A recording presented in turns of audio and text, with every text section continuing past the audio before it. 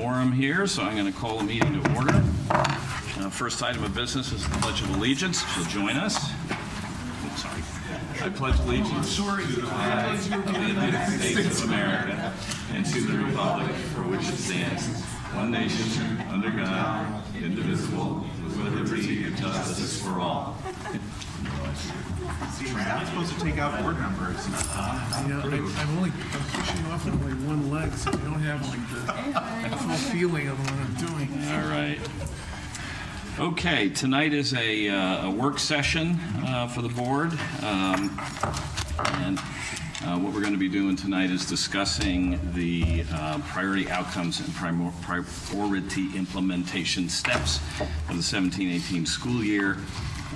These were discussed in detail by the board at our July retreat. We're going to go through those in some detail today, and then would be in a position to formally adopt them as the goals for 2017 to 18, presumably at our next meeting. So we will commence the discussion with Dr. Adamowski. Thank you, Mr. Lyons. So board members are aware that we did have a considerable amount of discussion on these at your retreat.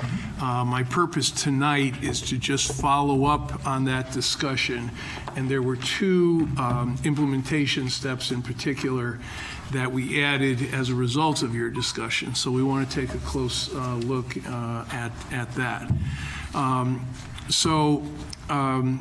Items 1 through 26 are basically the same. They've been cleaned up a little bit in terms of language. I'll just comment on them very quickly and ask you to interrupt me at any point if you feel it's not right or you have a question or it needs more discussion.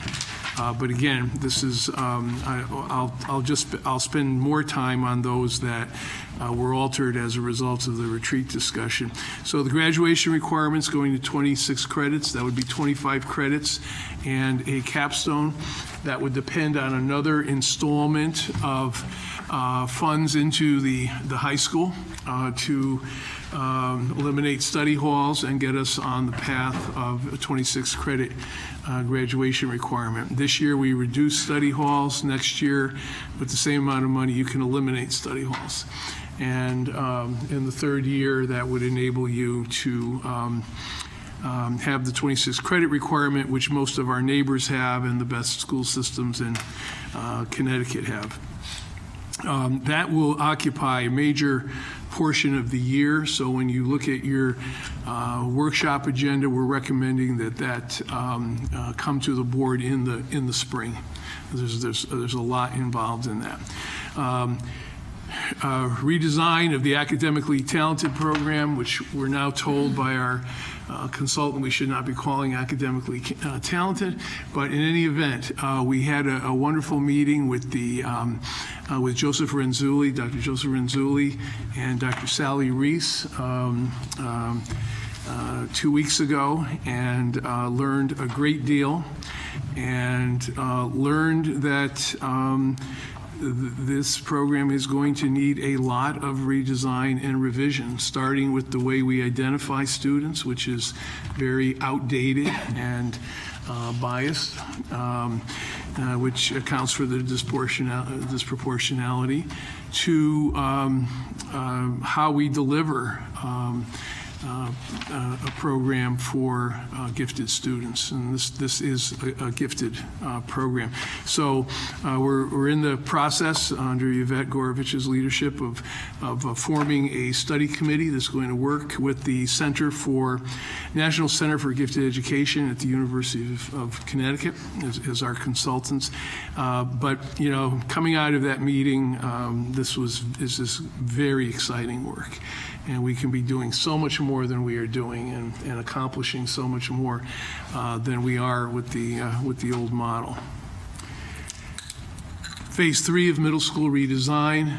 Phase 3 is going to deal with a lot of the peripheral issues, and peripheral does not mean they're not important, but they are issues that are not necessarily structural issues, but important instructional ones. Things like the gifted program, things like eliminating pullouts, areas like the arts. What role does the arts play in the middle school? How do we enhance Encore to a greater degree? So anyway, that we'll look forward to that, and the implementation of Phase 2 will be a very important undertaking for us this year, in that it involves both 7th and 8th grades. Middle schools are off to a great start. I really expected we would have much more confusion, much more concern with the going to the block schedule in 7th and 8th grade. We had very little, if any, and just off to a very, very good start. The ed technology we discussed at the retreat, we are at the point where we need education technology to occur in a manner that accelerates and sustains the strategic operating plan. So this is alignment. This is not technology for technology's sake. It's how does technology support the goals of our strategic operating plan and better achievement for our students. And there's the research is very mixed on this, and so we have to look at what are the best ways that technology supports student learning. And it's just not being on the computer more. It's things like the personalized learning, algorithm-based math, and blended learning classes, and things of that nature. District data dashboard, we talked about the need to have real-time data online as opposed to producing these paper reports. Tier 2 intervention in grade 3 would be the expansion of summer school, and maintaining and refining the great success we had with the ESY program for special ed students this summer. I briefed you on the Norwalk Housing Authority prospect of building a 10-classroom learning center on the Colonial Village site, and our desire to utilize that when the Housing Authority is not utilizing it. They'll be utilizing it from 3 to 7. We'd like to utilize it from 7 to 3, but we would like the programs to be aligned so that they're continuous and seamless. It's simply the children, some of the children would change. So we're looking forward to that. Again, a very exciting opportunity. We are close to agreement with the NFT on the 30-minute extension of the elementary school day. We're not there yet, but we're close, and we're going to anticipate this and study how best to do it and present it to you as a proposal. This would, as you know, we've had the shortest elementary school day in our area, if not the state, and we are struggling with Tier 1 instruction. How do you raise the achievement of everyone? You're aware from all the data that you received at the retreat that our high-need students did much better than the average student. Right? The Tier 1 is about the average student. It's what everybody does. And Tier 1 issues are things like how much time you spend in instruction, the effectiveness of teachers, which is a talent issue, and having a curriculum to follow. And so you'll notice those are things that we've been working on in terms of the strategic operating plan, but this time barrier is one that we have to address. If we're successful with the 30-minute extension, the elementary day would be the same as the middle school day, and that will also assist with the development of K-8 schools per the plan. Number 9 is the assessment plan, essentially a companion to the assessment plan you've been approving for the last 2 years for all students. But this would address the issue of how do we measure the growth of students who have individualized education plans? How do we know they're meeting their goals? How do we know they're improving? And this really, for us, under Yvette Gorvich's leadership, marks what I hope will be the departure from a compliance orientation. And that was necessary because we were out of compliance when we began. But now we are in compliance. But we need to evolve now from a compliance orientation to one of quality specialized instruction, where our focus is on our special education students growing, learning more, advancing academically with the modifications and adaptations that they require. Blended Learning Center at each high school. Again, this is not a silver bullet, but a small piece of the puzzle in terms of students being able to take more courses and earn additional credits and stay on track as opposed to becoming overage and under-credited. The design phase of the new schools plan for Ely and Ponus building sites will occur this year. That is going to take up some of the time of the board. You're going to need to approve these designs before they're bid out. And I'm sure the facilities committee will be very actively involved in this undertaking as well. But again, an exciting opportunity that our school district has not had in many years. I'm on the second page now, number 12. This is phase 3 of student-based budgeting. Part of it deals again with the high school issue, another installment of the high school. Currently, the high school per student expenditure is the same as the middle school student expenditure.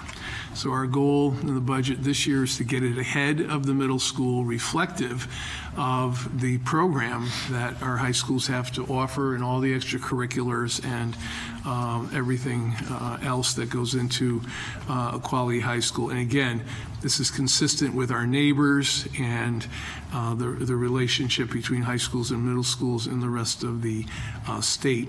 We anticipate that phase 3 will also involve some other things that go into the school budgets that are currently held centrally, and I'm also hoping that one of those will be substitute costs for teacher absenteeism, so that schools have a greater and staff in each school have a greater ownership of those expenses. What we will continue in phase 3 to hold centrally is the program for English language learners and our special education program. And our program for English language learners, as you know from our data, is one of the most effective in the state. And I'm just, I don't think at a time that we're trying to meet outcomes and close the gaps for all students that we want to mess with it in any way or create any instability for it. And in terms of special ed, we're not at that point yet. We need several more years before we can say we are both compliant and we have excellent and effective specialized learning occurring. So those two would stay under central budgeting and direction. You are aware, number 14, that we have a number of new pathways and high school opportunities starting this year. Media pathway, health sciences, the International Baccalaureate Diploma, and there's a considerable amount of work ahead in terms of implementing those well. Also, I would point out to your attention that NECA will reach its full enrollment of 400 students at the end of next year. But this year will be the first graduating class. And we will actually, this will be a great event for our district. We will actually have a significant number of students that graduate with both a high school diploma and a 2-year college degree. It's excellent. Which is an amazing opportunity. And then we'll have other students that take 5 years to get it, but they all will because of the way their program has been structured. Question? Yeah. Dr. Adamowski, Yes. did you intentionally skip over point 13? No, I unintentionally did that. Okay. Thank you for pointing that out. I was excited about 14, but did want to hear about 13. Yeah, as well. so Ms. Keys is on the Early Childhood Education Council. She's been representing the board. Do you want to say a word about this? There's a lot of work that still needs to be done. We've met quite a bit. Didn't meet as much during the summer, but we did meet monthly, and we're going to have a lot more meetings, and we need to work on really what's happening with our early childhood. We just want to make sure our children are ready and everybody has an opportunity for an early childhood education, and they come prepared to enter kindergarten. So this is not unlike your effort on the strategic operating plan, because there'll be a set of outcomes, and we're using the Peli now to measure student readiness for kindergarten. And think about where we started 3 years ago, two and a half years ago. We had approximately 90% of students entering kindergarten had a preschool experience. But on the Peli, only 40% of them were ready for kindergarten. So what that tells us is that a good deal of preschool was not effective in terms of creating a readiness level for kindergarten. And so, I expect that there are going to be a set of goals and outcomes, and we are going to be able to judge our programs, which are wide-ranging. We only run a few. The city runs a good deal, and then we have all the private providers. But the council is charged with assigning these seats in a way that just doesn't perpetuate adult employment in various situations, but creates the opportunity for more students to attend the most effective programs. So this, again, a lot of parallel between that and our own strategic operating plan. But Stephen, what will happen for a program, if a program's identified that they're not properly, private program, is not properly preparing, and some of these providers have very much attacked the LE model and how some of this stuff is measured, and or some of these there are special ed kids in some of these populations, but not in others, and I can see getting huge pushback from some of these groups saying, who are you to tell us whatever? So what would we... Well, every productive change that you have made has gotten pushback. Right? So pick any of them, right? This is the nature of change. And so, we will, I'm sure the council will try to do this in a way that is gradual, that people are prepared for, but we do have to reach a level of accountability in preschool education. That is results oriented and measured by data, and this ability of a child to be prepared for kindergarten is so determinative in terms of their ability to do well in school. In fact, some people have even likened it to the effect of 3 years of remediation that you don't need if you're prepared for kindergarten. Actually, I'll turn that to Ms. Harris because I've asked a few. So go ahead, Cheryl. Sure. I just want to ask, what about the private schools, preschools that are doing well? And there are some, yes. They should have more slots. We should have more children being able to attend those. Because I know some of the ones that are affiliated with the Early Childhood Council are doing pretty well. So. That is very true. Thank you. Yep. The follow-up question I had was at our last budget meeting for last year, we did have a discussion about the future existence of early childhood pre-K classes in the Norwalk public school systems. Is that safe to say that that is being discussed in this strategic operating plan? Absolutely. Okay, and what that future holds, because I know to that point when we had that discussion, myself and a number of the other board members, we were quite concerned to hear about the potential future for those students if we were to have eliminated the Brookside program specifically. So, I think that what I hope to hear out of this strategic operating plan is also a better understanding of that Head Start headcount what is available, and, hopefully we can have a better communication So, session going forward. one of the central questions that I'm hoping will be answered here is, can we strategically, as we look at the future, can we envision a future where every Norwalk elementary school has at least one preschool session in its building that serves students from its attendance area, so that those are the students that go into that school's kindergarten? Now, you have to give parents choice here, and people choose the location for various reasons, based upon where they live or where they may have a caregiver after school and that type of thing. But wherever we have offered it, we've had more people want it than we could accommodate, because most parents will, as a first preference, want preschool in the school their child will attend for kindergarten. Well, it makes it a seamless transition. Yeah. I mean, they started preschool and they go K through Yeah. 5, and they're with their peers moving up. And similarly, in our magnets, in our magnet schools, the best time to enroll a student in a school of choice is at kindergarten level.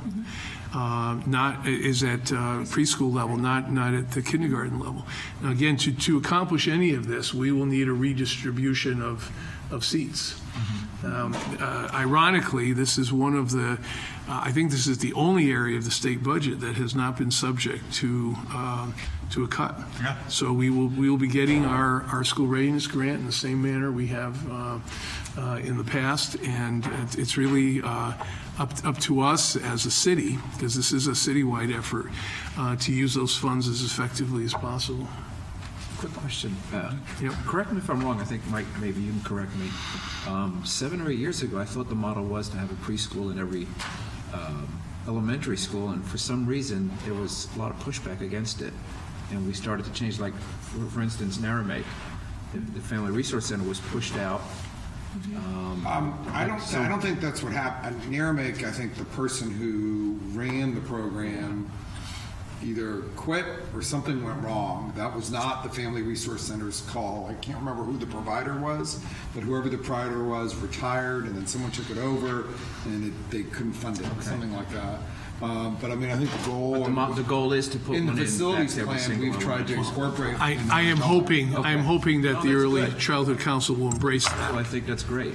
Now, we do have the Ellie preschool at Narragansett currently, and it's doing exceptionally well, Evening Mayor, and we have many more parents who want it that can even be accommodated there. That's great. Okay.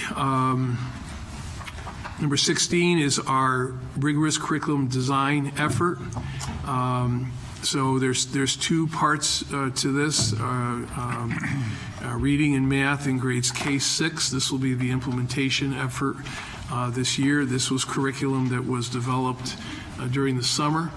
And this will be the topic of one of your first workshop sessions to get a review of that. But so far, we've had 2 summers of curriculum writing institutes, which is an extensive process. And the first summer, a year ago, was focused on K through 5 reading and math, and the institutes this summer was focused on 6 through 8. Those are the priorities.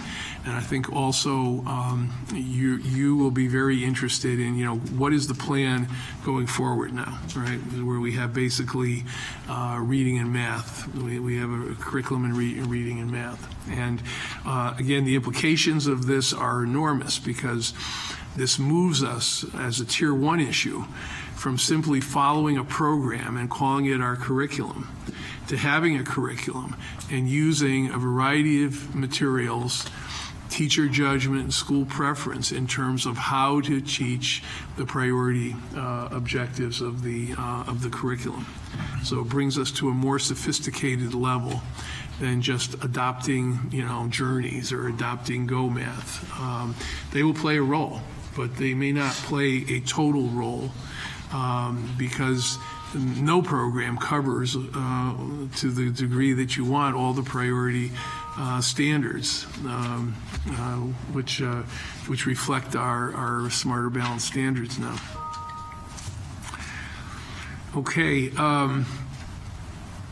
Reducing interruption of student learning by pullouts from academic subjects.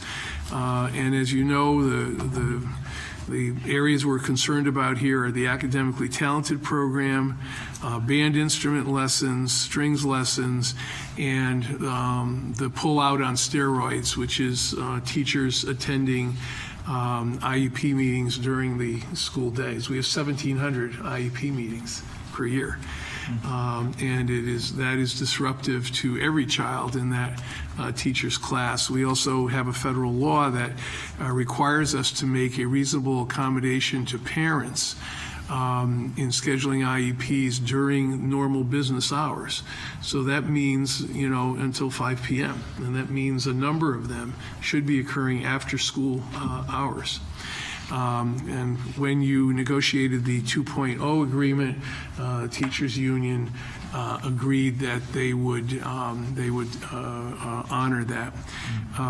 It was very interesting when we met with Drs. Renzulli and Reese to find that many districts offer their gifted programs not during regular school hours, or in some combination of regular school hours and different times. So again, this is going to be a wonderful exercise for us to figure out how to do things differently and better than we may have done them in the past. 18 is the Tier 3 interventions in reading and math in grades 4 and 5.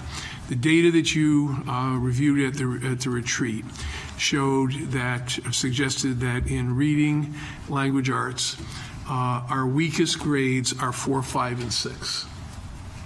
So K3 is strong. Math has come up so significantly across the board, right?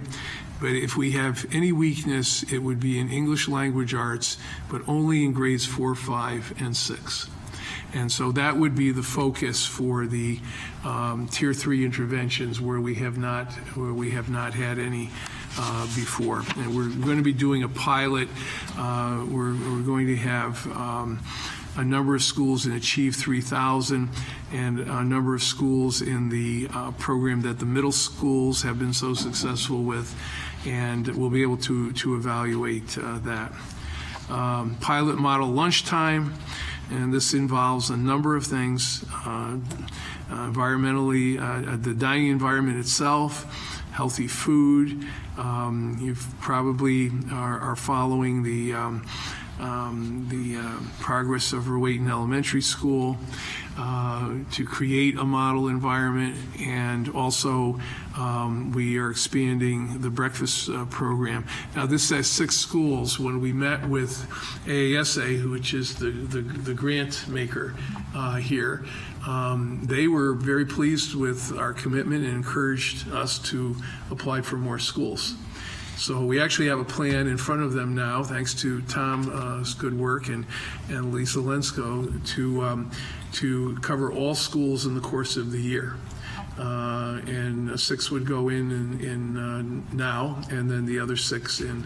So we'll see. We'll see if we can get the funding for that. And again, this is just an element of something that has 3 or 4 parts to it, but certainly represents the goal in your strategic operating plan to improve climate and a nurturing environment.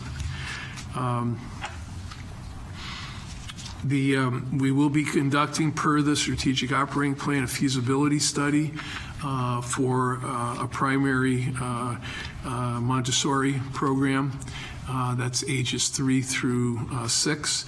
And looking at, could we parlay 1 or 2 primary classes into a lower elementary and upper elementary class. There has been great interest in this at Brookside. And we're going to be taking a very close look at Brookside, because that's where we have our best preschool facility, or our best facility for young children. Again, realizing Montessori starts at age 3. And Brookside also has a courtyard, and that is a fundamental piece of Montessori education. So we're going to be looking at our consultants from CREC. This is Tim Nee, who is Dr. Nee is the leading Montessorian in the state of Connecticut and founder of the CREC Montessori Hartford School. We'll be conducting this study, and we're hoping to find the right place, realizing this is a choice and that parents can elect it or not, but we're anticipating a very high level of interest in Montessori education as has occurred throughout our state. Dr. Evans, Yep. if I could just interject for a minute. So are we going to look for experts in the field of Montessori and have them come in as part of this feasibility study? Yes. So, yes, and there are some, but we have to develop some of our own as well. So it takes about we happen to have in Connecticut, in West Hartford, the Montessori Training Center, which is the AMI, American Montessori Training Center. And it costs about $12,000 in a year to certify a Montessorian. So you have to be a certified teacher to start with. You take this year-long training. Cost of the district is about $12,000, and then you have a person who can teach a Montessori classroom. My sense is that we need to provide that opportunity to some of our staff, right, first and foremost. Because we have a lot of interest in it already. People are asking about it. There are a lot of we actually have a couple of teachers who have worked in Montessori programs at other places that were private schools before they became certified teachers. So there's a lot of interest in this. And then we may have to do some hiring from the outside as well. But again, this needs to be planned and laid out in the feasibility study, so we know what steps we would need to take when.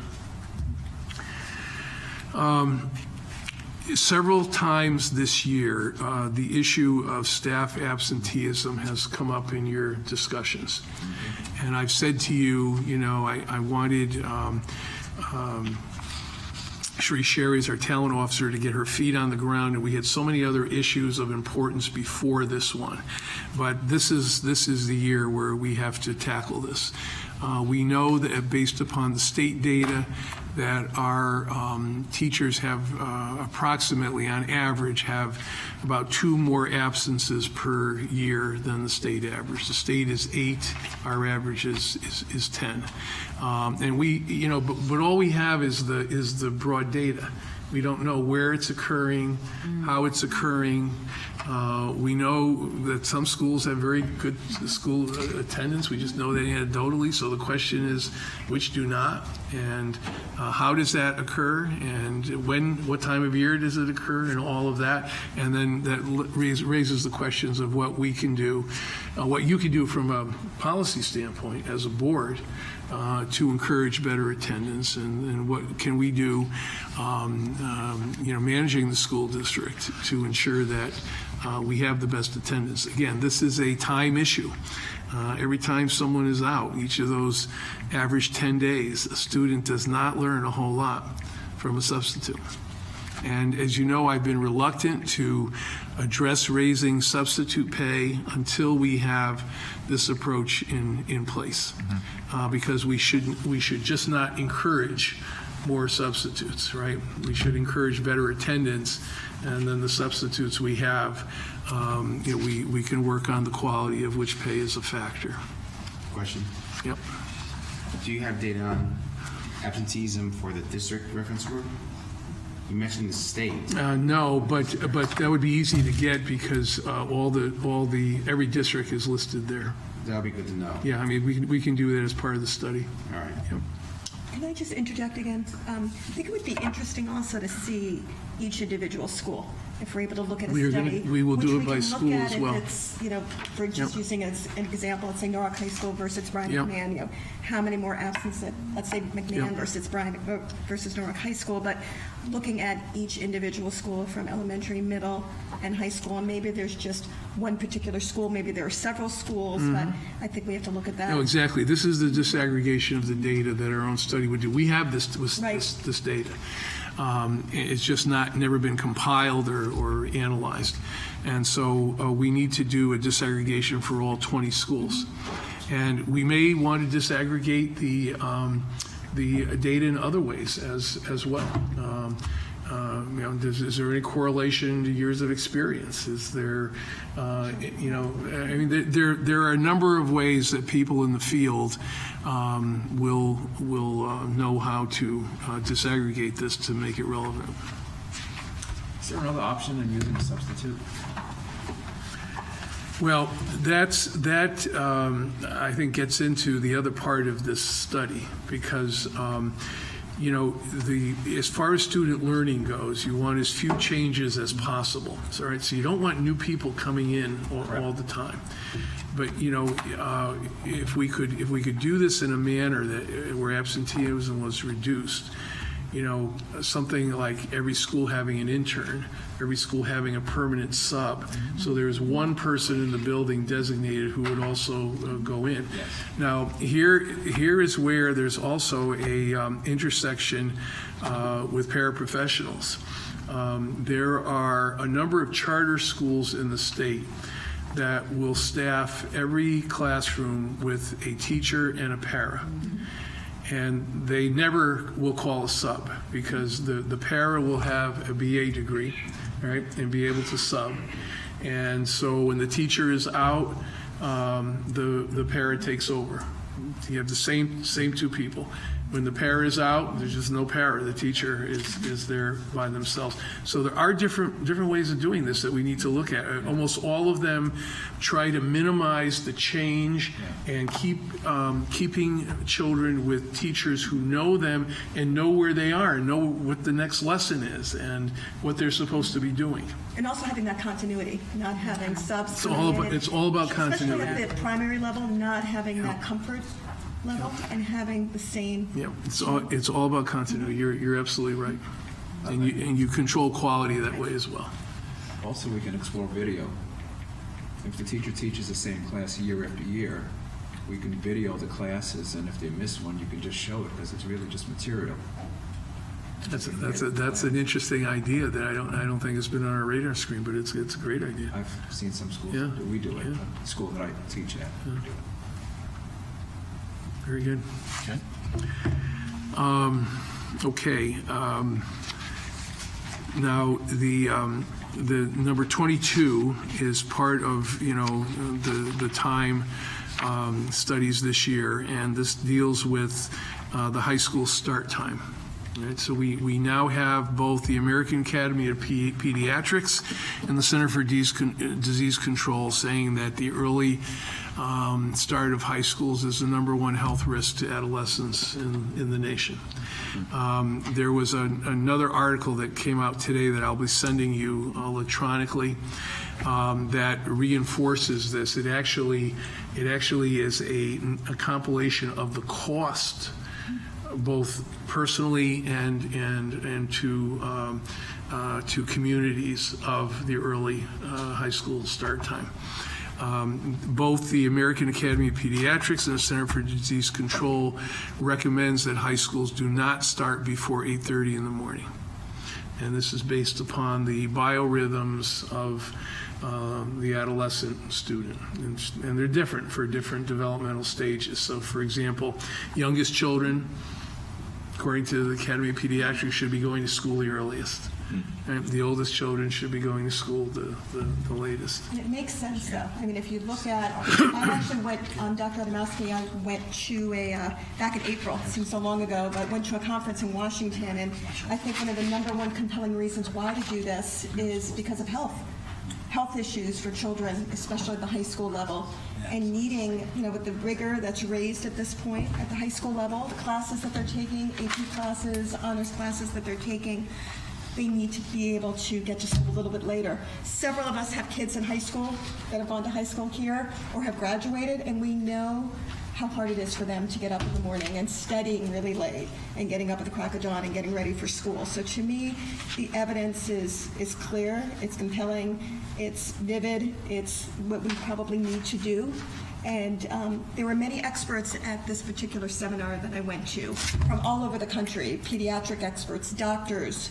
There were probably maybe 60, 70 experts there speaking about this and how important it is to really change the start times for children, for our high school children, and having a study. And it takes some time. For some districts, it took a couple years. For others, they were able to implement it within a year. So I think it's something that we can work on collectively as a group and get some feedback. Again, having experts, sleep study experts come in and giving their opinion and their feedback, and other districts within the country that have done this and have been very successful. One of the districts that's implementing this year is Newtown. Yes. And I had access from their superintendent to their study and their study materials. It's very, very well done. That gives us a good model, good example. Right, yes. For something this extensive, I just want to make sure that we definitely involve the community in all phases of this, because they have to have a weigh in on this, because this is such a major change if we decide to go down that road. This is, we're going to have a community-based committee. One of the first meetings at their orientation, Ms. Keys has agreed to share the information from the conference she attended. As we have been looking for people to put this together, amazingly, there are several people in our community who are sleep experts, and one in particular that deals with adolescent sleep. I think, again, as in so many cases in Norwalk, we have a tremendous amount of resources that we just need to tap and have involved. And also Greenwich just implemented theirs, I think, this coming year. So there are a lot of, not necessarily local, but buzz is going around how important this is and how we need to make some changes. And we have to take into account the family home situation and all that stuff. That's why it's important to have the family involved, because we don't know what everyone's home situation is. And by changing times and so forth, we don't know if that affects different, aspects in their homes. And this community-based committee, is this something that's being, I guess, put out for everyone to hear? Not just only a few. That means we have to really reach out into those little corners that we don't normally tap on to make sure that we have them all at the table for something like this. One of the ways we could get at that is to have the committee, once they have some recommendations. I mean, this is as much about how to do it as it is whether or not to do it. The case for doing it is very clear, but it's about how do you do it in our community. And one of the ways we could get at that is to ask the study committee to hold a couple of public hearings, maybe one at each high school, for parents to come out and learn about it and also share their opinion and on the various aspects of it. And you can reach out to the community, to all these different organizations that have these different meetings, and maybe they can sit and reach out, like in the library or somewhere. They can have groups to go together and, get the message out to the public, or have the public come back and give their feedback. And also possibly to pilot it at one school. These are things that... Well, I think that's will be a recommendation, right? And you'll have to consider that. Do you do everything? Do you pilot it? If you pilot it, how do you pilot it? Exactly. Yeah, because we only have 2.5 high schools, really. I'm aware of one district, not in our state, that started it with 9th graders, and then as that cohort advanced, they were on the earlier schedule. But again, there may be a number of interesting, innovative ways to do this. And I think what we depend on a study committee for is to kind of vet. You have 1,000 ideas, right? And you want to vet them down so that there's 3 or 4 compelling ones that could be brought to the Board of Education for consideration. We've had a discussion on anonymous alerts and the Raptor. Raptor would be implemented in all schools this year, and anonymous alerts would be piloted. And again, we'll have data and results from that to provide guidance for the future. We hope in number 24 to be able to expand the Excellence in Education Recognition Program. That led to the selection of our first Teacher of the Year. If any of you heard or saw his remarks at convocation, Ms. Mosby, I know you were there. Certainly came away from that feeling that we had such a fine representative of teachers in the Teacher of the Year program.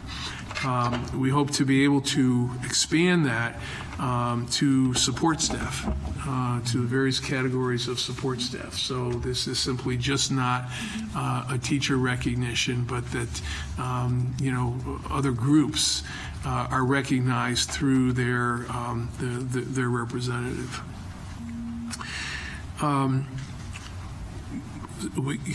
Several of you have talked with me about developing an annual report. We've been reluctant to do that, given the fact that most annual reports are not read, and there's all kinds of research confirming that. We'd like to move instead to a State of the Schools program, which might be a community convening. We might ask Norwalk Acts to sponsor it in a suitable location where we would report to the community on the progress of our schools. And this may also serve to share some of the information that has been shared with realtors, both the meeting that the mayor had and the meeting that Mr. Barbas organized for realtors last year. So realtors would obviously be invited to this, as would be other key stakeholders in the community.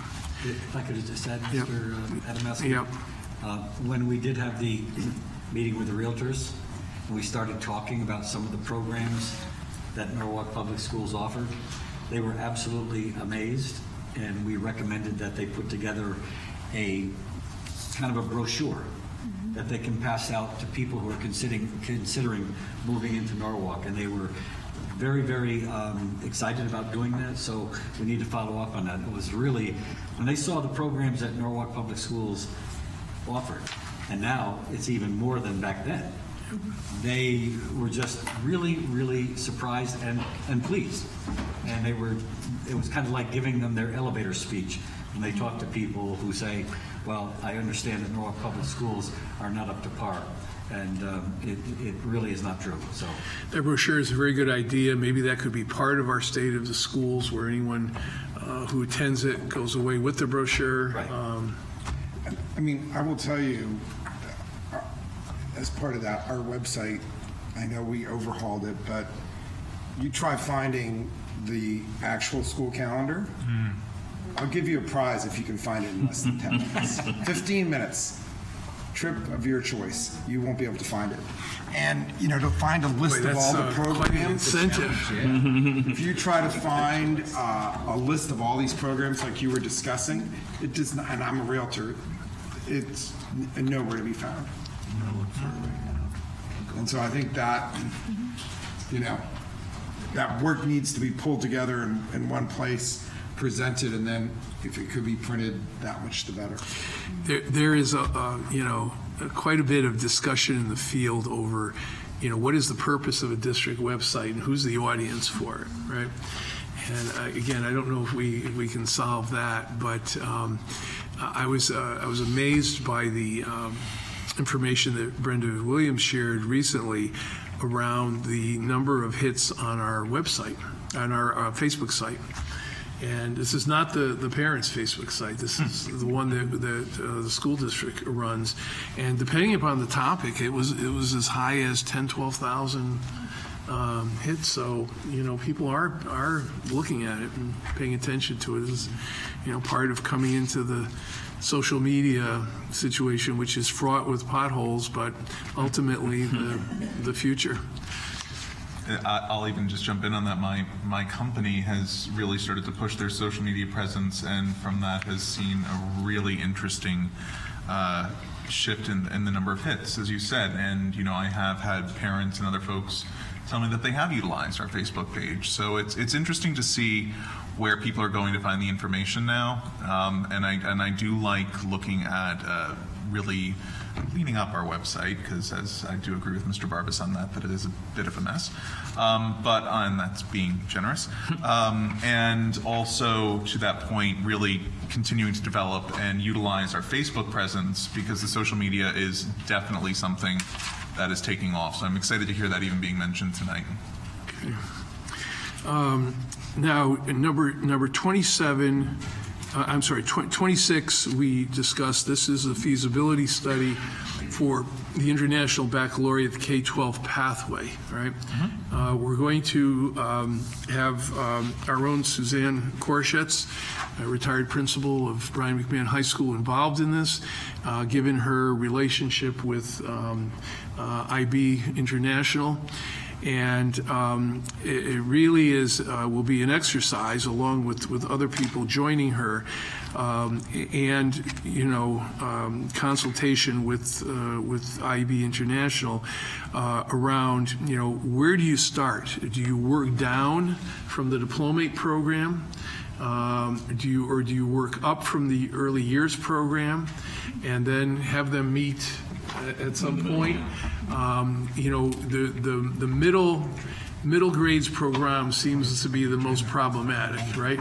Did he win the trip? It wasn't for him, though. It was offer Hardy.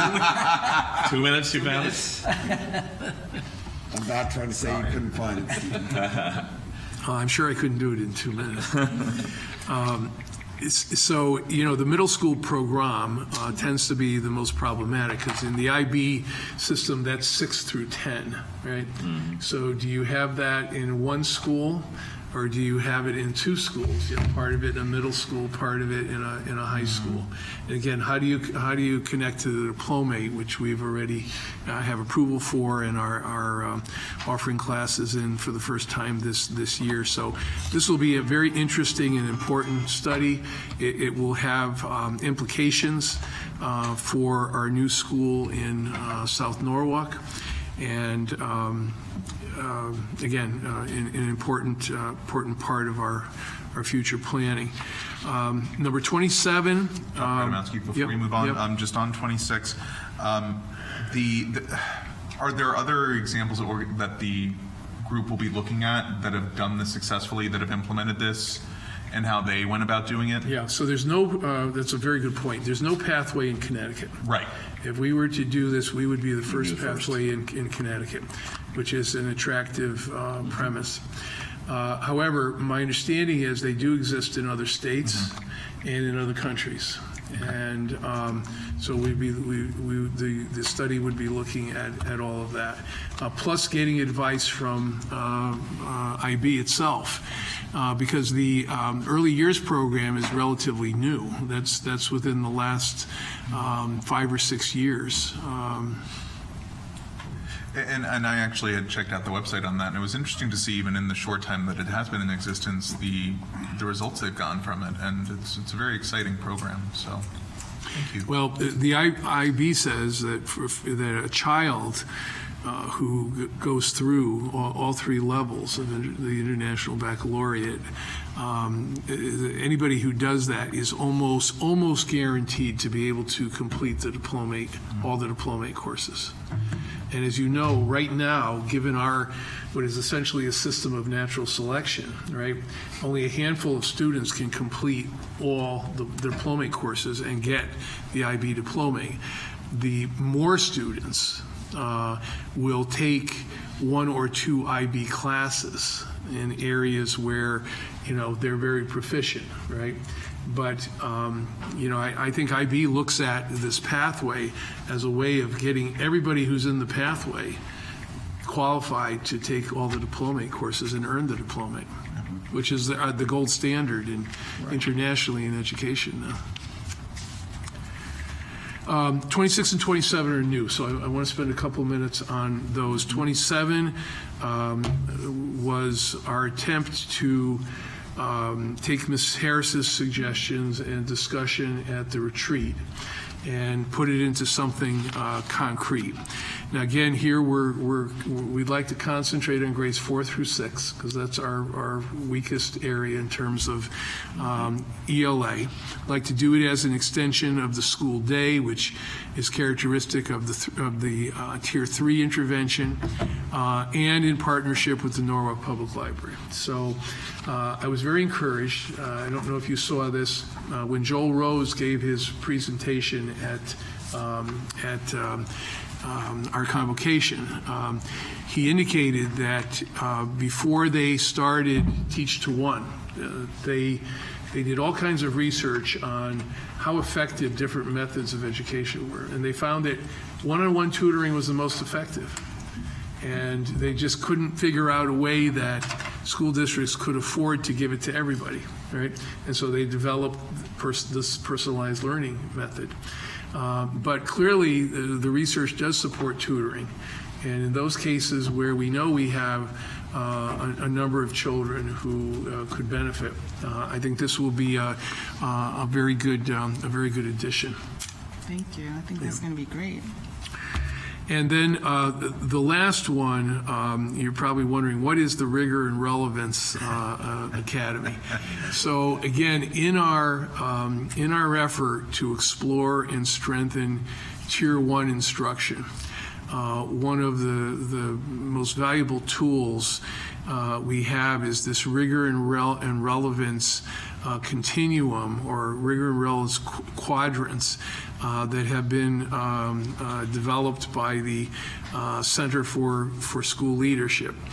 And the Rigor and Relevance quadrants, they deal with Tier 1 instruction, and each quadrant is described where a school can actually assess itself and see where are you in the quadrant.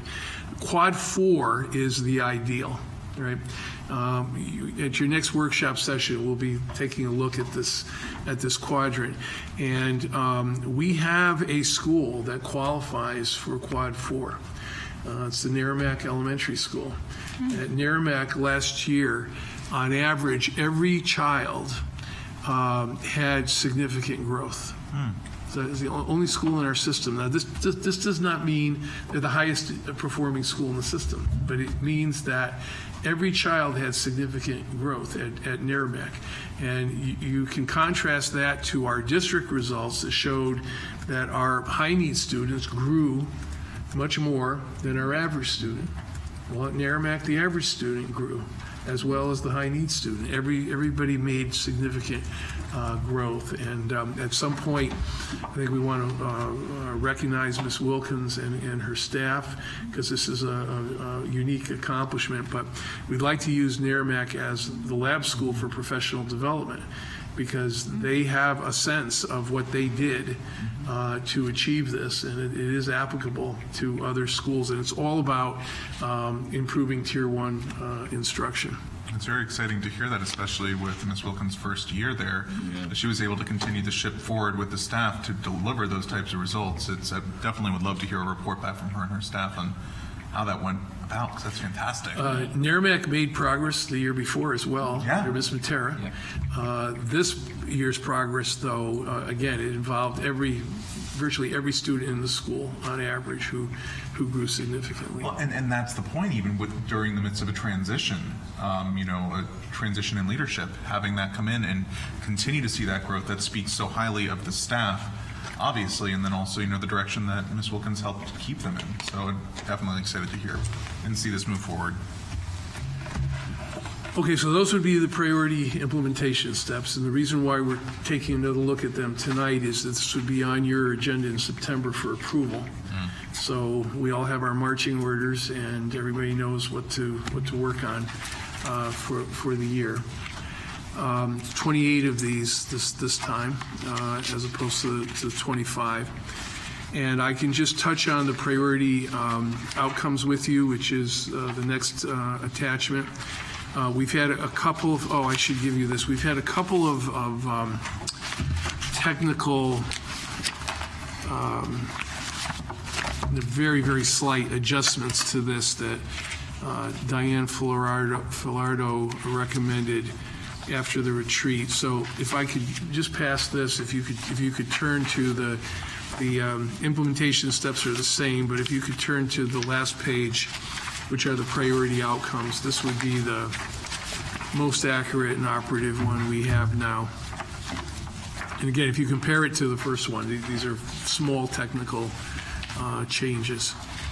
So the first deals with our district accountability score, which is going to be based on both factors, indicator 1 and 2 this year, including the growth factor. So this tier 1 issue becomes even greater for us because our district index is not going to rise without addressing the tier 1 issue. We would have to do better than 73.1.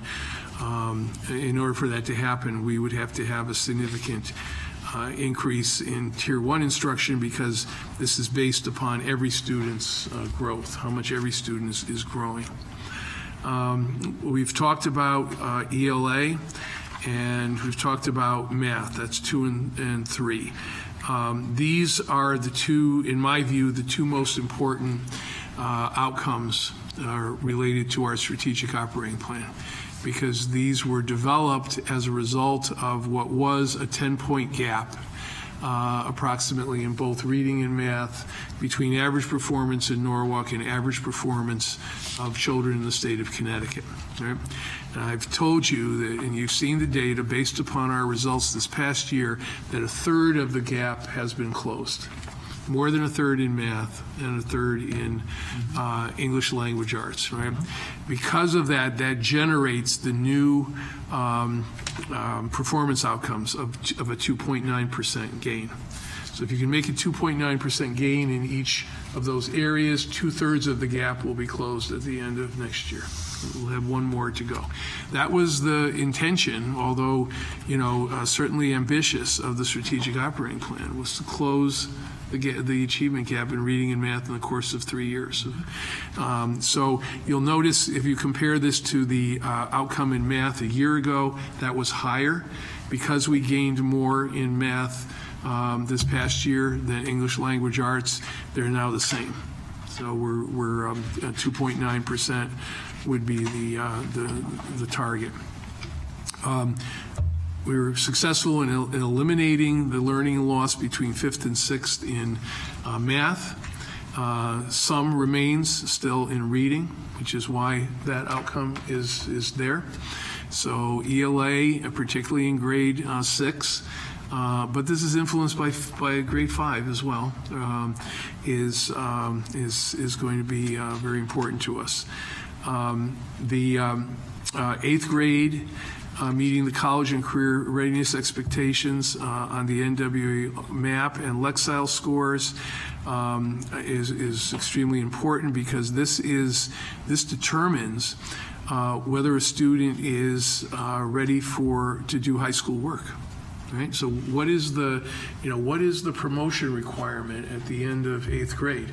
We don't have one now, but we'd like to stick with this for a couple more years until we can actually have it.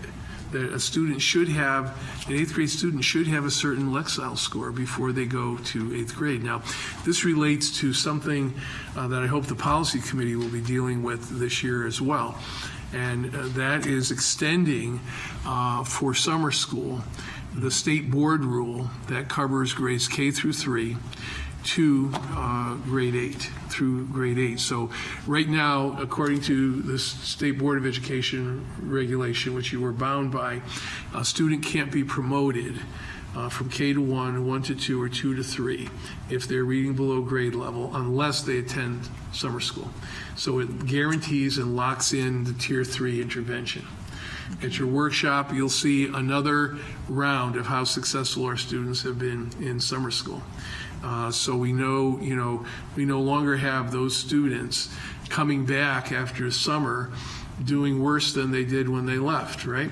So now they're this is how you close the achievement gap. You can't lose ground during the summer. So I'm hoping that as a board policy, you will have the same requirement between 3 and 4, 4 and 5, 5 and 6, 6 and 7, 7 and 8. And our long-term goal would be to raise that Lexile score in grade 8 to one that we could where we could say, okay, if your Lexile is not at a certain level in grade 6, you have mandatory summer school. 7, 8, the same way. So again, to lock in and guarantee that Tier 3 intervention. Dr. Adamowski, Yeah. we have a student that comes into the library, and he originally was given a letter that said summer school was mandatory, but then later, I guess because of the interventions, he received a letter that said he was invited, but That's it wasn't right. mandatory. So can you explain the... Sure. So we do the initial notification of parents based on the middle of year results. So remember, this is a cycle assessment. So the NWEA is given at the beginning of the year, middle of the year, end of the year, and then the state test in March is the fourth, basically the fourth part of the cycle. So we can't wait until end of year, right? So we have to use the middle of the year. But then, when we get the end of year, which is the end of May, those students who improved and they're no longer significantly below in that significantly below category, which is 1 or 2, they're told, you're invited. So it's not mandatory for them. Now here again, we're conforming to the state board rule. You could have any rule you want. You could also set the bar higher if you wanted to. But that's how that happens, and I think that happened to 300 children. Mm-hmm. There were 300 children less as a result of the progress they made between middle of year and end of year, who were invited as opposed to required. Are there ever any that it's required and then they just don't have to go at all? Or is it just mandatory and then invited? No, it's mandatory and Then invited, okay. Now, that represents about a third of our children in the affected grades, K1 and 2. The other 2/3 are sufficiently at a level where summer school is not required. Well, I can tell you the parents were really excited. Did they go? I don't know. I just remember when they got the letter, they were really excited. I'll find out. Well, everyone likes their child to make progress. Yeah. Right? And again, this is a great example of how our high needs students, most of the students in this category are high needs students, 56% of our school system, but within that group, the kids attending summer school for the most part are in the high needs category. And again, it's another indication of how much better our high needs students are doing. Since we're, One of the biggest disservices you can do to a student is to put them in the next grade when they're not ready. And that never gets better if you keep doing that. So it's really good to see that the summer school program's up and running and that young people have an opportunity to learn through the summer months when they're likely to regress and not be ready for the next grade. So it's really good to see. So we're doing away with the social passing then? Well, this is working toward that. Yes, Yeah. yeah, absolutely. Joe? yes, as far as the funding for this mandatory summer school, if we, go into the policy of expanding it, which that's good, good. I just want to look into to make sure that the funding that we've budgeted for it, or how is the funding going to take place with, some parents that, if I know on a sliding scale, are they going to be charged on a sliding scale, or do we, because it's mandatory, pick up the cost of the summer school? Okay, so we do not charge, and I think that's exactly the logic. We should not be charging for things that are Right. mandatory. This year, we stopped charging for the high school, and you saw the results of that. We had so many more students attending and graduating in the summer. So this is not something we want to charge for. Right. Now, currently, in our local budget, you are not allocating any money for this. We're using basically our Title I funds and priority school district funds. We're very concerned about that because in the governor's proposal, we lose all $5 million of our priority school district grant. And again, who knows when we do have a state budget what Alliance will be, what Priority School District will be. Ironically, the most stable grant we have now is the federal Title I grant, with everything going on at the federal level, and the shift toward charter schools and away from supporting school districts. That's our most stable grant. We're going to. I'm sure we'll face some challenge here. We will probably have to work out new funding streams, but we should not be charging students for a mandatory program. Good, that's what I wanted to make sure, because of course, definitely with us saying that we want to expand it now to go all the way up to 8th grade, so that means more additional. We'll expand it a grade per year, so next year will be 5th grade. We expanded to 4th this past year. Okay, so I want to make sure we have allocated so that we can at least cover it.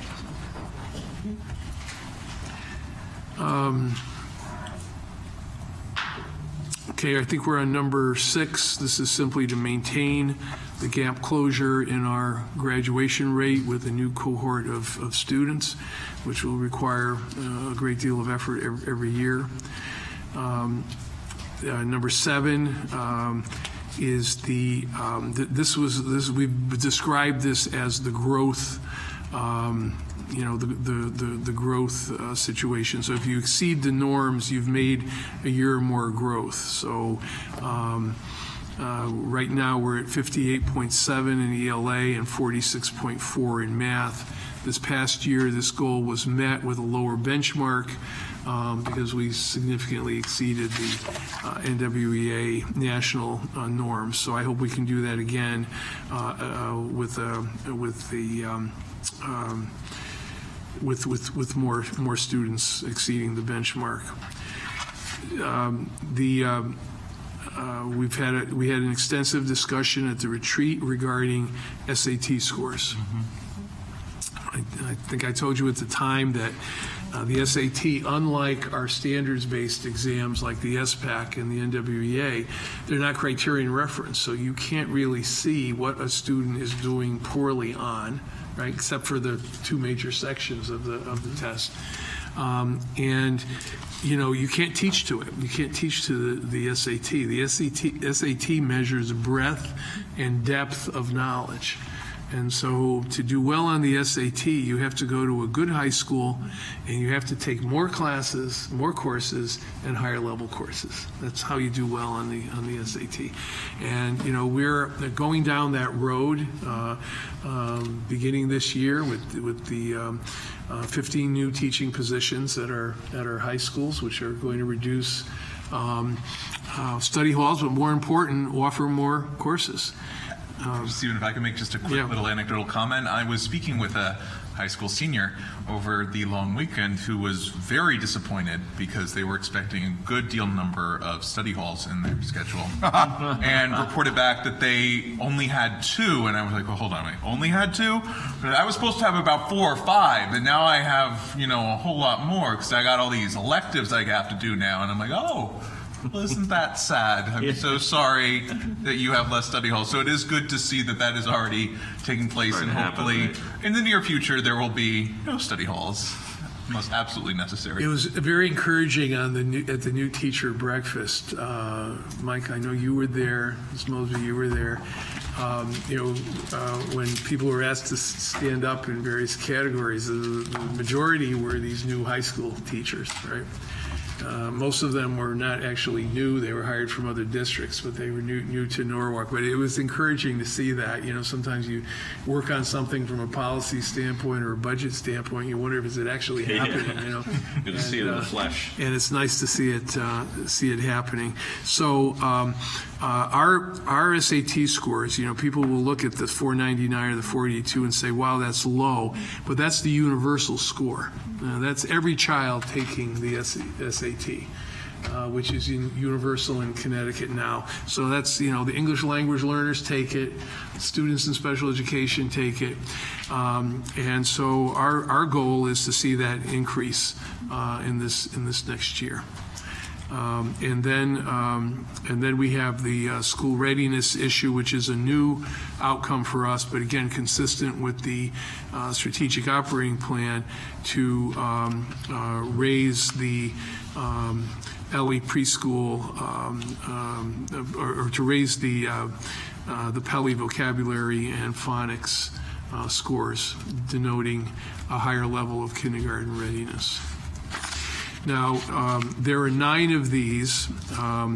You recall that from our discussion at the retreat that we don't have a 10th because we took out the dibbles, because we were already in the mid-80s. We're topping it out. It's not likely that's going to go higher with a new group of students. And so it's not very meaningful as a goal for us.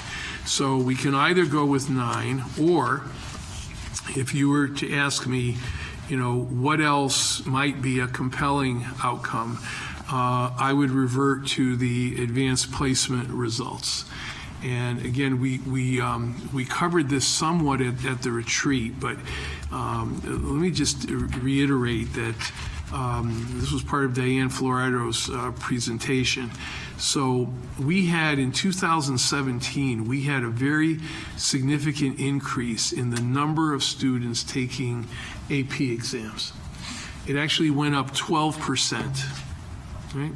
12% increase between 16 and 17. And you'll remember one of the earliest presentations you received as a board that we were concerned about the number of students taking AP classes. So that's gone up significantly. The total number of students went up to 575. Now, that's about half of the student, that's about 25% of the student body at both high schools. And if you look at it in terms of the 11th and 12th grade, which is where students would take an AP course, it's close to 50%. So compared to high schools in the country, that's a very good number. What we need to work on, though, are the students who actually pass the AP exam by getting a score of a 3 or better. So in 2017, 53.3% of AP exams received a score of 3 or better. That means that half of those students passed the AP exam, the other half did not. So if you were to ask me to add a 10th goal, and I told you at the retreat I would explore this, right? It would be in the area of increasing the number and percent of students who took AP exams and received a score or of 3 or above. And again, I think the number is sufficient taking the courses. We have to work on the number of students that can pass those classes. So I would leave that to your judgment as to whether or not you wanted me to add that as a number 10 or not. Any discussion on any of the material? I mean, I know we've had ongoing discussion throughout all the questions, but any other points? Eric? Yeah, there was one I actually did miss earlier, and it was 0.7 in the first go-around. It was the Colonial Village. What is the current program there? So Colonial Village is going to be renovated. Well, that I know, but more so the question is, so you said that there was a current program there in the educational complex that meets from 3 to 7 p.m.? No, it's not created yet. The Housing Authority in their plan has created a situation where the developer is going to be required to create this learning center on the Colonial Village campus. The plan of the Housing Authority was going to be to consolidate all of its learning centers into this one center. So they have a center now at each Housing Authority complex. And they wanted to consolidate it there. This discussion began when Mr. Law asked me if we would bus the Housing Authority resident students there as opposed to the other learning centers at the end of the school day. So it prompted the question, okay, you're going to use it from 3 to 7. what are you doing with it from 7 to 3? Yeah. And they did not have a use for it. So that's how we became involved in the discussion, because this is a 10 classroom, state-of-the-art center. So it's like a little mini beautiful school, right? And, we'd like to work with them to develop something that would meet the needs of Housing Authority residents as well as the needs of our educational system generally. And again, it will be small scale, but the best use will be seamless, where it's the same program, but students can come and go based upon their needs. So it's an idea. It would have to be planned this year so that it could be constructed next year, I think is the goal, right? The construction starts next summer. Thank you. And Sherelle? I think Heidi. And then Heidi? You can go first. Sure. Yeah. It's on the lines of Eric's question. At one point, you were thinking of having it musically inclined. Are you still thinking like for band? That was one of the ideas that came up with our discussion with the Housing Authority staff. They said that they find that arts programs are very popular with the students, and quite often that's their hook for academics. And of course, what's going through my mind, what a wonderful place to take instrument lessons as opposed to being pulled out of your classes and everything else. But there also is nationally, it was an integrated arts model, which is an elementary model where the arts are integrated into the core curriculum. And again, we were just talking about programs that could be seamless, where there would be relationship between the after-school program that they would run and the daytime program that hopefully we could run. That was one of several ideas that were really generated by Housing Authority staff. Heidi? Yeah, if we could just look quickly at the priority outcomes for number 9. I know we touched base on the increase the average Norwalk SAT scores for 12th graders. And looking at it, we know 499 for ELA and 482 for math, which is low. But do we have an idea, a picture of what we want to look at that would be realistic to raise these numbers? Well, this Talking says about increasing, but what numbers are we looking at? I don't know what's realistic. On this one, I'm hoping that some of the changes that are being made at the high school in terms of additional courses, that we'll start seeing some effect of that. All right. I don't know what's realistic in terms of a gain. I mean, I know that for many of our students, college and career ready, which we're working on, I mean, having a student, or my own child, I should say, that's looking in colleges now, who's a senior, looking at these schools, they are looking at the rigor, AP classes, honors classes, if you're passing, your SAT. Some are SAT optional, some aren't. ACT, sometimes they'll look at. So I think it's important that we look to raise these numbers, whatever realistic number we have at some point. I mean, we could include something in bands. There may be 4 or 5 bands where student scores could settle. I can explore that with Diane Filardo and others who are knowledgeable about how the SAT is reported statistically. So many are taking 1, 2, or 3 times. A lot of colleges are looking at the highest score, and they'll take that, but they do look at it. Yeah, Some are optional, but- so the state is, we did the 12th grade. The state is not doing that anymore. So we're using the 11th grade as the benchmark now. We have data, disaggregate data for the ELA, for the ELA students, but also the English language learners? Because I know they were lumped at one point just as... We do. That was not available at the time of your retreat because we were using the raw data from the College Board portal. Since then, I think it was at in the middle of August, the state issued the SAT data. And I believe that we can get that disaggregated by English language learners, special ed, race, ethnicity, all the categories that we use in the graduation graduation rate report. So That would be interesting. so if you're interested in seeing that, I can arrange for a presentation on that during one of the superintendent's reports this year. Thank you. But it's good for us to have a focus on the SAT. Any other comments or questions? I will say that I think the idea of maybe adding a 10th relating to the AP results sounds good to me. It's clearly relevant to the college admissions possibilities for kids, and it also is valuable in terms of saving them some money in college. My daughter got several grades above 3 and was able to use those tests in lieu of taking required courses when she started college. So it has a double value there if we can do that. So I would like to see that added as a 10th goal. I agree. Anything else? We'll do that, and we'll have that for on your September business meeting for adoption. All right, next item on the agenda is discussion of the 17-18 workshop topics. So, as you know, your workshop topics should address some of the major, your understanding of some of the major things that are reflected in our goals for the year. The early ones are always difficult because we haven't had time to do these things.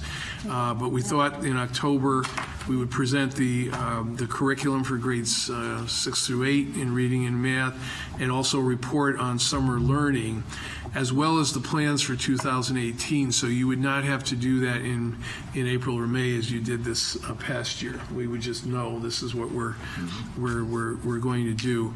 I don't know where we're going on the state budget, but I tried to save the November meeting if you needed it as a placeholder for that. The Montessori feasibility study, we need 10 weeks, so that would be ready in December. The January has to be the budget workshop. February, according to Dr. Connor, the strategic plan for the Early Childhood Council should be available. And you need to have a say in that because this is, both city and district is essentially in partnership on this. And that's when we would also have the adult absenteeism study and recommendations. Middle school redesign for March, pushing it up another month. And we think we'd be ready with the redesign for gifted education as well. High school program of study is a single item that's going to take a full workshop. And then we thought in May we could have the both time issues, the plan for extension of the elementary school day, as well as the report and recommendations of the high school start time study committee. And I'm assuming you would want to maintain the annual meeting and feedback session with the SGCs. Yeah, that was very good this year. It was. I thought, based upon the comments that several of you made whenever you've had a meeting other than City Hall, that we might want to intersperse a couple of workshops outside of this building. Maybe even a year from now get to the point where they're all the workshops are outside of this building. But anyway, just an idea for you to consider. I like the idea of moving the meetings around like that, particularly since you've picked locations that fit the theme. It's not just The only random. problem is that what's nice about these is that this is all televised and there's a televised record that people can watch. Although I guess Ralph, you've said that the viewership is not that impressive. Not live. They'd be up the next within 48 hours. They'd still be up on Yeah, it wouldn't go a live feed, but in 2 days it'd be up on the website. I mean, if it was another location. Yeah, Well, it's just still like when taped we- and it would go up and be available on the YouTube site. Yeah. It just wouldn't go out live. When we meet in 8333, is that next door, right? A300, yeah. Close, thank you. When we meet there, it is up 48 hours later. This is the only room that has the live stream. Yeah. So when we did our budget meeting in the concert hall, it's up 48 hours later. Yeah. Same principle. It's really nice to get more turnout, too, having the. Well, and I also, I do Locations. like the general spread of these too. You know, you have Brookside, you have NECA, or not NECA, NECC, Roten, Norwalk High, and, well, CGS as was the continuum. You know, I think that the only one, actually, no, it's not on here, never mind, I digress. Okay. Pull it back. All right, well, this looks like a good set of meetings to me. I mean, it does focus on all the things that we just listed, so we've got specific dates set for this is when the reports are going to come in, this is what we're going to act This on. helps us plan the work. Yeah. Yes. Good place to start. Yep. All right, All right, so this will go on your September agenda as well. good. Okay, that finishes section 3. Section 4 is public comments. Where'd mine go? Our secretary's left the room. All right, anybody signed up? There is one. Okay, I guess I'll go to Ms. Keys. yeah, Thank you. righty. There you go. Okay, good. All right. Good evening, everyone. Welcome to our public comments section of our agenda. First person we have up is Ed Abrams. Mr. Abrams, if you can come to the podium, state your full name and address for the record. You will have approximately 3 minutes. I'm going to wave my hand when you have 30 seconds left. Thank you. Good evening. Ed Abrams, 20 Morgan Avenue, Norwalk, Connecticut. I first want to applaud the board and the central office for all of the work you're doing on the strategic plan. It is clearly something that is well needed in the city, something that is important to our future, and something that is very, very well thought out. What I do want to address, though, is the continued epidemic, as you called it, of pullouts. And What? would I'm sorry? epidemic of pullouts. Okay, right. Okay. While I applaud again the need to change things so that we can continue to focus on academics, I would ask, based on the information I've gotten to date, that we continue to do more work on this particular effort. The idea of moving all pullouts to the period prior to the start of school or the period post the end of school disadvantages some of the students who take advantage of those pullouts, not just for the arts, but for the other efforts as well. We need to find a solution that provides in-school capabilities as well as pre and post. I realize this is a challenge. I realize that some of those that you have been working with, to your earlier comments, are resistant to change. They like things the way they are. It's easier that way. However, I think we need more compromise in this area such that we don't disadvantage the people who rely on public transportation, the people who have no choice but to be available during the school hours, and would encourage us to continue to work on a better solution there and a solution that involves the parents in helping to solve the problem. With that, I'll end my remarks. Thank you. Thank you. Mr. Abrams. That closes our public comments section for this evening. All right, thank you. All righty then, the next item on the agenda is a executive session for review of employment contracts of exempt employees, other personnel, and litigation matters. This is a motion to go into executive session. So moved by Heidi, second by Eric. Any discussion? Hearing none, all in favor? We're in executive session, and we'll take our traditional 5-minute recess.